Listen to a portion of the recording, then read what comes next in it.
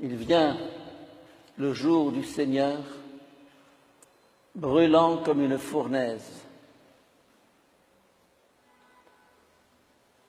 Tous les insolents, tous ceux qui commettent le mal seront comme de la paille. Le jour qui vient les consumera. Il y a dans les lectures d'aujourd'hui une colère contre le mal qui ravage le monde. Et cette colère est la mienne. Dans la dernière tournée que je faisais en Europe, on m'a dit, Père Boulade, vous êtes en colère. Je dis oui, je suis en colère. En colère comme Jésus, en colère comme Jean-Baptiste, en colère comme les prophètes, en colère contre le mal, contre un monde qui est en train de s'écrouler. Comme les 2 tours jumelles de New York, ce n'est qu'un avertissement, ce n'est qu'un signe extérieur.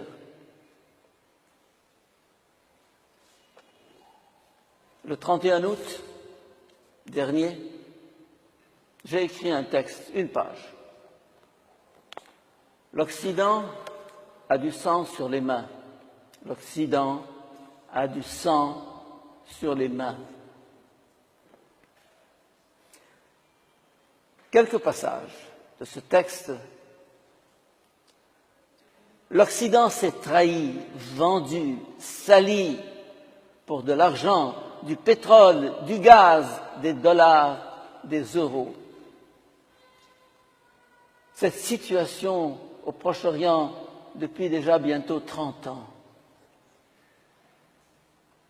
avec l'anéantissement de l'Irak, avec 1 million de morts, cette guerre en Syrie actuellement, avec plus de 100 000 morts,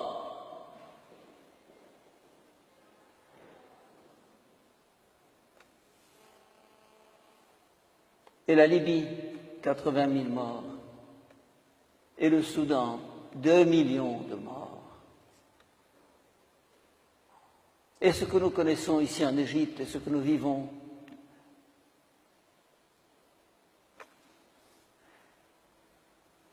et les vidéos que nous recevons, où on voit des gens qu'on égorge, des enfants brûlés, sacrifiés,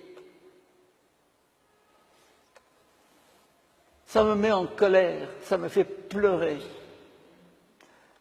Non, non.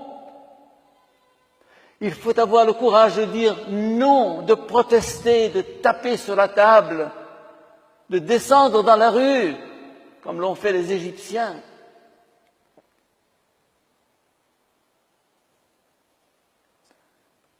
Mais malheureusement, toutes ces atrocités sont l'œuvre du pacte atlantique, Amérique, France, Angleterre en particulier. Pourquoi? Pour de l'argent, du gaz naturel, du pétrole, des dollars, des euros. Maudit soit l'argent, maudit soit le pétrole. Un bébé, un enfant, frais comme une rose, frais comme une fleur, écrasé, massacré, défiguré, et des familles entières sur les routes.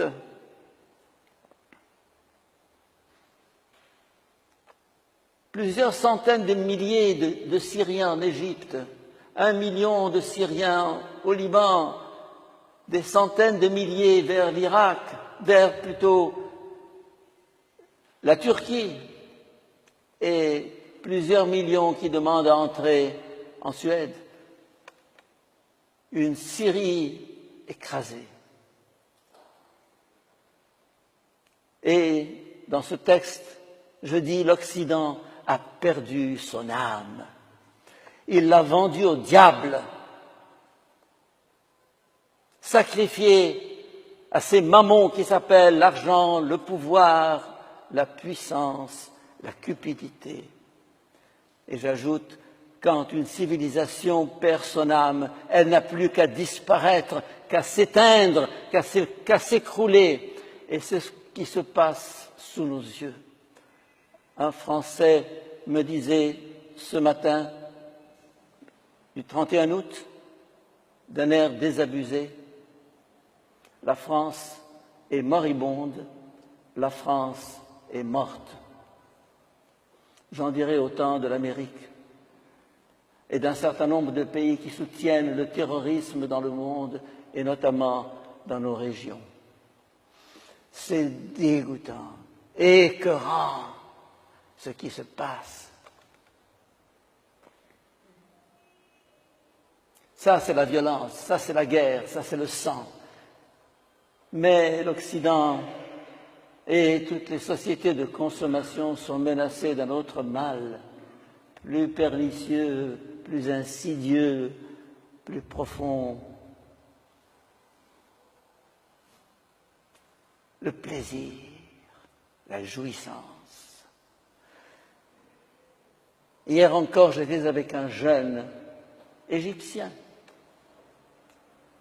qui a vécu en Italie, qui est actuellement en Allemagne et qui est accroché à ces principes que nous avons tâché d'inculquer à nos jeunes ici. Mais il me dit là-bas, tout est permis. On rencontre une fille, au bout d'une heure, ça finit dans le lit. Aucun problème. On passe à une autre et à un troisième, et ça va, et c'est la valse du plaisir. Mes chers amis, il faut que vous sachiez une chose, c'est que la civilisation romaine qui pendant 1000 ans a subsisté, qui a créé des monuments, qui a été un chef-d'œuvre de civilisation, elle est morte de corruption intérieure. C'est par le dedans que ça se passe. Ça s'effrite, ça tombe en ruine, ça tombe en poussière. Une civilisation, il ne faut pas croire que ça dure toujours. L'Europe, que sera-t-elle dans 20, 30 ans? Vous allez me dire, la Tour Eiffel, l'Arc de Triomphe et tous les monuments. Vous avez écouté ce que dit Malachie? Vous avez écouté ce que dit Jésus dans les lectures d'aujourd'hui? Il n'en restera pas pierre sur pierre. Les monuments extérieurs, zéro. Ils sont le fruit d'une culture, d'une civilisation, de valeurs humaines, spirituelles. Et quand ces valeurs s'écroulent, c'est fini. Là encore, je reprends mon texte. Un jour, ce magnifique édifice de la civilisation occidentale s'effondrera de lui-même lorsque l'être humain n'est plus au centre d'une civilisation. Cette civilisation, si prospère qu'elle paraisse, est condamnée à disparaître. Et je vois venir l'écroulement de l'Occident. Vous allez me dire, vous êtes pessimiste. Quand le ver est dans le fruit, quand c'est pourri du dedans, quand les valeurs morales n'ont plus d'existence, quand on vend des êtres humains pour du pétrole et du gaz et des dollars et des euros, c'est fini. C'est fini. Alors il faut un réveil. Il faut une révolte. Il faut une révolution. Il faut crier, il faut descendre dans la rue. Pas seulement pour un changement de régime politique, car ce n'est pas au niveau de la politique que ça se joue, c'est au niveau du cœur, de l'être humain, du dedans. Et le combat, je le joue chaque jour avec moi-même et chacun de nous aussi. C'est dans ce combat intérieur que l'avenir se prépare. Mais aussi, il y a l'obligation de parler, de dénoncer.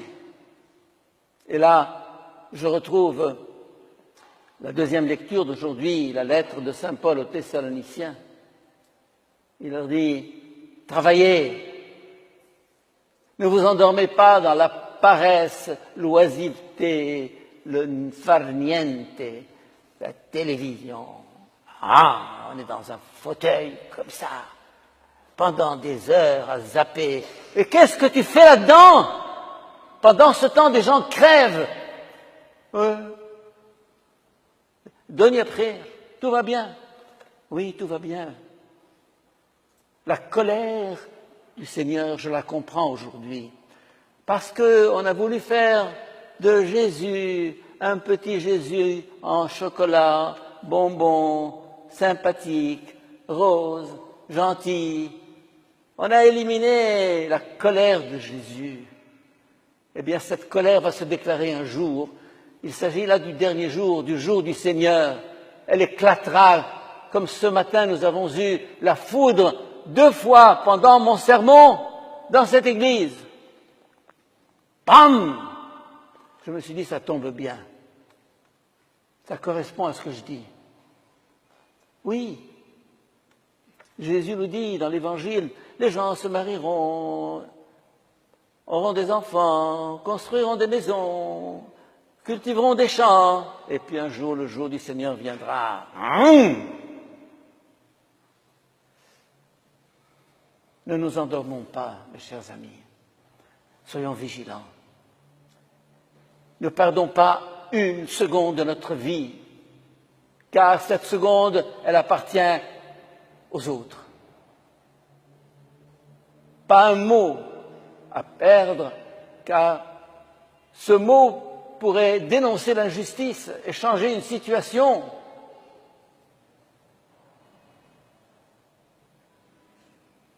Le mot travailler ne signifie pas simplement travailler avec ses mains, c'est occuper au maximum sa vie, son temps, maximiser cette vie pour que par elle quelque chose se transforme, l'humanité accède à ce qu'elle doit devenir. Il est grand temps de se révolter, que la révolution politique que nous avons faite devienne une révolution spirituelle et que nous ayons pour ambition de créer un monde humain avant que le jour du Seigneur arrive et détruise cet univers. Amen.